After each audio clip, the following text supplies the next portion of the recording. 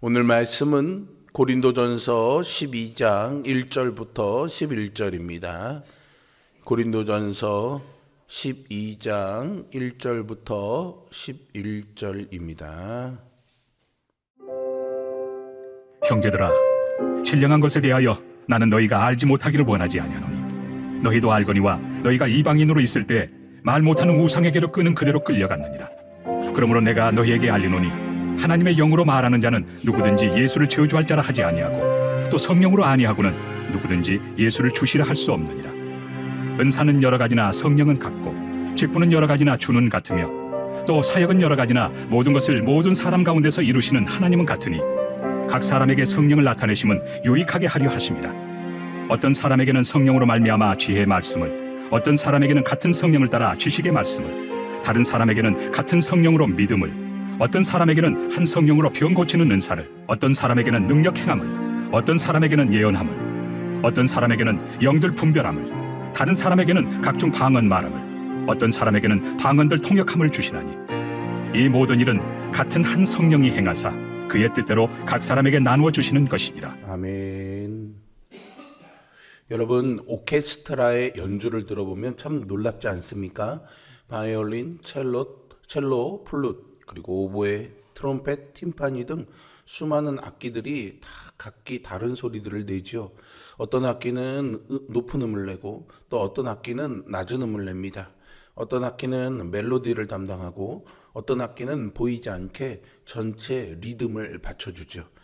그런데 이 다양한 악기들이 하나의 악보를 따라서 이 지휘자의 인도에 따를 때 아름다운 교향곡이 완성됩니다. 만약 모든 악기들이 바이올린만 되려고 한다면 어떨까요? 혹은 자신이 가장 중요한 악기라고 주장하며 다른 악기들을 무시한다면 어떻게 될까요? 결코 아름다운 음악이 만들어질 수 없을 것입니다. 하나님께서 세우신 교회도 마찬가지입니다. 성령님은 우리 각 사람에게 서로 다른 은사를 주셨습니다.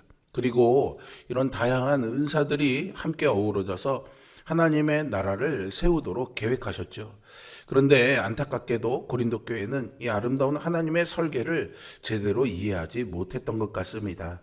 하나님께서 공동체를 세우라고 주신 은사를 서로 비교하고 경쟁하는 수단으로 사용했습니다.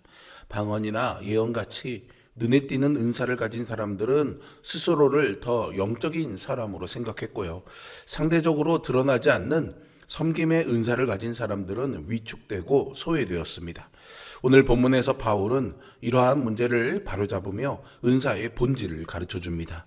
은사가 무엇이며 누가 주시는 것이며 왜 주어졌는지를 설명하면서 교회가 어떤 공동체가 되어야 하는지를 보여줍니다.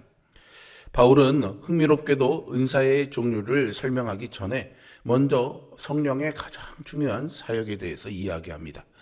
고린도 교인들은 과거에 우상을 섬기던 사람들이었습니다. 그들은 살아계신 하나님을 알지 못했고 말 못하는 우상들에게 끌려다니면서 살았죠. 그러나 이제는 예수 그리스도를 믿는 성도가 되었습니다. 무엇이 그들을 변화시켰을까요? 바울은 3절에서 그 답을 말합니다. 성령으로 아니하고는 누구든지 예수를 주시라 할 수 없느니라. 당시 고린도 교인들은 방언이나 기적 같은 특별한 현상을 매우 중요하게 여겼습니다. 어떤 사람들은 그런 현상을 경험해야만 성령 충만한 사람이라고 생각했죠. 그런데 바울은 전혀 다른 기준을 제시합니다.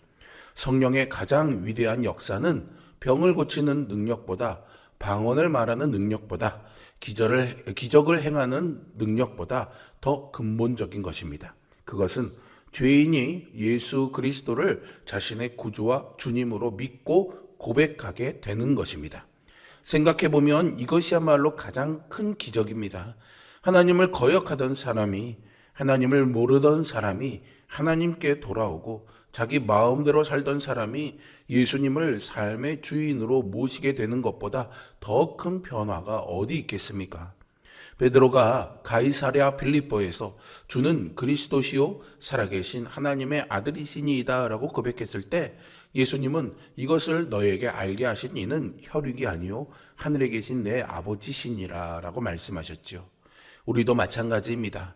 오늘 우리가 예수님을 주님으로 믿고 예배하는 자리에 앉아 있는 것은 절대 당연한 일이 아닙니다.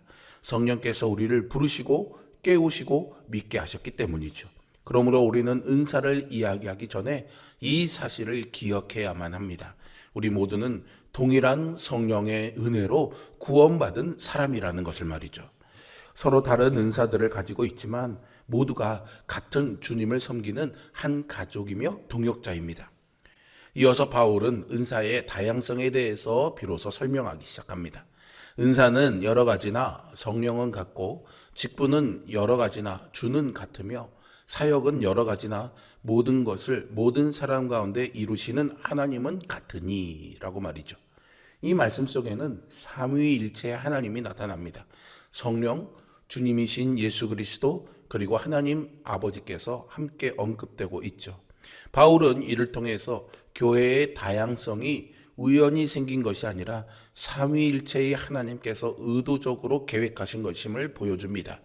하나님은 모든 사람들을 똑같이 만들지 않으셨죠. 어떤 사람은 가르치는 은사, 어떤 사람은 섬기는 은사가 있습니다. 어떤 사람은 사람들을 위로하는 데 탁월하고 어떤 사람은 조직하고 운영하는 데 능숙합니다. 문제는 우리가 이러한 다름을요 우열로 판단한다는 것이죠. 세상은 늘 비교를 가르칩니다. 더 뛰어난 사람, 더 눈에 띄는 사람, 더 인정받는 사람을 높이 평가합니다. 그래서 교회 안에서도 은사를 비교하려는 유혹이 생깁니다. 그런데 하나님은 절대로 그렇게 보지 않으십니다. 출애굽기 35장에 보시면 성막 건축에 참여한 사람들은 모두가 다 각기 다른 역할들을 맡았습니다. 부살렐은 뛰어난 기술로 금과 은을 세공했습니다. 그러나 그것만으로는 성막이 완성되지는 않았습니다. 염소털을 뽑아 실을 만드는 사람들도 있었고요. 천을 짜는 사람도 있었고요. 가죽을 다듬는 사람들도 필요했습니다. 어느 한 사람만으로 성막을 완성할 수 없었습니다. 종교개혁 시대에도 마찬가지였죠. 루터는 불같은 열정으로 복음을 선포했습니다. 하지만 반면에 멜란 히톤이라는 사람은 차분하게 신학을 정리하고 체계화했습니다. 성격도 다르고 역할도 달랐지만 하나님은 그들의 다름을 사용하셔서 교회를 새롭게 하셨습니다. 교회는 경쟁하는 경기장이 아니라 서로를 보완하는 공동체입니다. 오케스트라에서 플룻이 바이올린을 질투할 필요가 없고요. 첼로가 트럼펫을 부러워할 이유가 없는 것처럼 교회 안에서도 은사의 차이는 우열의 차이가 아니라 역할의 차이일 뿐입니다.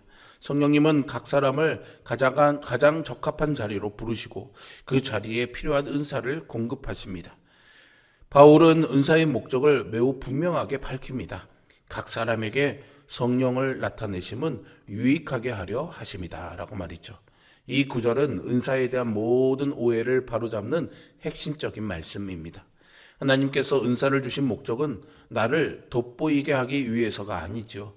사람들에게 인정받기 위해서도 아닙니다. 공동체를 세우고 이웃을 유익하게 하기 위해서입니다. 가르치는 은사는 다른 사람을 말씀으로 세우기 위해 주어졌습니다. 위로의 은사는 상처 입은 사람을 품어주기 위해서 주어졌습니다. 섬김의 은사는 공동체의 피로를 채우기 위해 주어졌습니다. 찬양의 은사는 하나님께 영광을 돌리고 성도들의 마음을 하나님께로 향하기 위해 주어졌습니다. 물질의 은사는 어려운 이웃을 돕고 복음 사역을 지원하기 위해 주어졌습니다. 은사는 훈장이 아니라 수건입니다. 자랑하기 위한 것이 아니라 섬기기 위한 것이죠. 예수님께서 제자들의 발을 씻기셨던 것처럼 하나님께서 주신 은사는 다른 사람을 섬기는 도구가 되어야 합니다. 마지막으로 바울은 은사의 주권이 누구에게 있는지를 분명히 선언하죠. 이 모든 일은 같은 한 성령이 행하사 그의 뜻대로 각 사람에게 나누어 주시는 것이니라. 우리는 때때로 다른 사람들의 은사를 부러워하곤 합니다. 왜 나는 저 사람처럼 말하지 못할까? 왜 나는 저 사람처럼 능력이 없을까? 그러나 바울은 은사는 성령께서 그 뜻대로 나누어 주시는 것이다 라고 말하죠. 은사는 내가 선택하는 것이 아닙니다. 내가 만드는 것도 아니죠. 노력해서 얻어내는 것도 아닙니다. 성령께서 교회의 필요를 아시고 가장 적절하게 맡기시는 선물입니다. 그러므로 우리는 남의 은사를 시기할 필요도 없고요. 내 은사를 자랑할 필요도 없습니다. 오히려 중요한 것은 내가 받은 은사를 얼마나 충성스럽게 사용하고 있는가 하는 것이죠. 하나님께서는 우리에게 없는 것을 묻지 않으십니다. 우리에게 맡기신 것을 어떻게 사용했는지를 물으시죠. 여러분, 성령께서 우리에게 주시는 가장 큰 은혜는 예수 그리스도를 주님으로 믿고 고백하게 하신 것입니다. 그리고 그 위에 각 사람에게 다양한 은사를 선물로 주셨습니다. 그 은사는 절대 계급장이 아닙니다. 누가 더 크고 작은지를 보여주는 표식도 아닙니다. 하나님께서 교회를 세우시고 하나님의 나라를 이루어 가시도록 맡겨주신 거룩한 선물입니다. 오늘도 하나님께서 내게 맡기신 은사가 무엇인지 다시 한번 돌아봐야 하겠습니다. 그것이 크든 작든 눈에 띄든 보이지 않든 상관없습니다. 모든 은사는 성령께서 주신 귀한 선물임을 잊지 마십시오. 그리고 그 은사를 나만을 위해 붙들지 마시고 공동체의 유익을 위해 흘려보내시기 바랍니다. 그럴 때 우리 교회는 서로를 비교하는 공동체가 아니라 서로를 세워주는 공동체가 될 것입니다. 각기 다른 은사를 가진 우리가 한 성령 안에서 아름다운 하모니를 이루어 하나님께 영광을 돌리고 세상을 치유하는 거룩한 오케스트라가 되기를 주 예수 그리스도의 이름으로 축복합니다. 기도하겠습니다. 살아계신 아버지 하나님, 우리를 예수 그리스도로 주로 고백하게 하시는 성령의 사역 위에 머물게 하여 주시니 감사와 찬양을 올려드립니다. 내가 예수 그리스도를 믿는 것은 나의 선택과 노력이 아닌 하나님께서 성령 충만한 은혜를 주신 은총임을 기억하며 늘 감사한 마음으로 믿음의 자리에 서 있는 우리 모두가 되게 하여 주시옵소서. 우리의 악한 본성이 늘 남들보다 경쟁하여 우위의 자리를 차지하려는 본능으로 나타날 때가 참 많습니다. 그래서 값없이 주신 은총의 선물들을 비교하며 우열을 가리려고 할 때가 있습니다.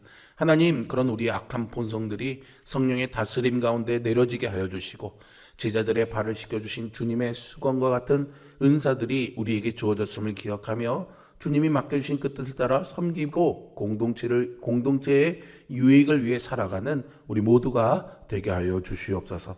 오늘도 이 말씀의 은혜를 기억하며 섬김의 자리에서 이웃을 위해 공동체를 위해 기도하며 살아가는 우리의 삶이 되기를 간절히 소망하며 예수 그리스도의 이름으로 기도합니다. 아멘.